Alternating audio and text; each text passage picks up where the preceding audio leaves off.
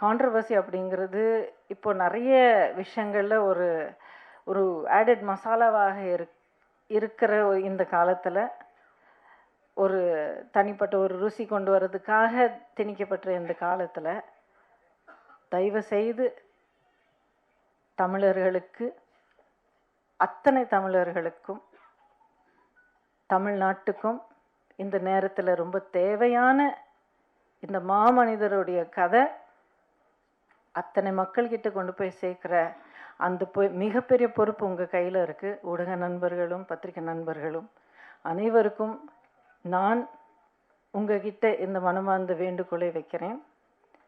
கண்டிப்பாக நீங்கள் எல்லாரும் இவ்வளோ சைலண்ட்டாக இவ்வளோ ஒரு ஒரு ஃபோக்கஸோடு நீங்கள் இவ்வளோ நேரமாக நீங்கள் கேட்டுக்கிட்டு இருக்கீங்க. கண்டிப்பாக நீங்களும் இந்த பயணத்தில் ஒரு மிகப்பெரிய பங்கு எடுப்பீங்க, அந்த பொறுப்பு நீங்கள் எடுப்பீங்க அப்படிங்கிற முழு நம்பிக்கையோட எனக்கு இந்த மேடையில் பேசுகிற இந்த வாய்ப்பு கொடுத்த தம்பி சத்யா அவர்களுக்கு, கோகுலேந்திரா அக்கா சொன்னது போல் இவர் திடீர்னு நேற்றுக்கு சாயங்காலம் ஃபோன் பண்ணார் எனக்கு.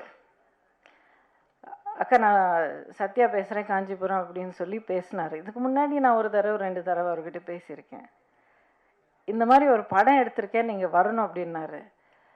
சரிங்க எப்போங்க நிகழ்ச்சி அப்படின்னு கேட்டது.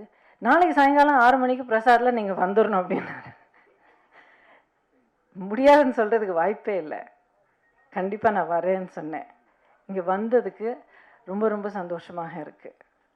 மறுபடியும் எல்லாருக்கும் என்னுடைய மாலை வணக்கங்களும் என்னுடைய மனமார்ந்த நன்றியும் தெரிவிச்சுக்கிறேன். ட்ரெண்டை ஃப்ரெண்ட் ஆக்கிக்கோங்க. தந்தி டிவியின் சப்ஸ்கிரைபர்ஸ் அண்ட் ஃபாலோவர்ஸ் குடும்பத்தில் நீங்களும் இணையுங்க.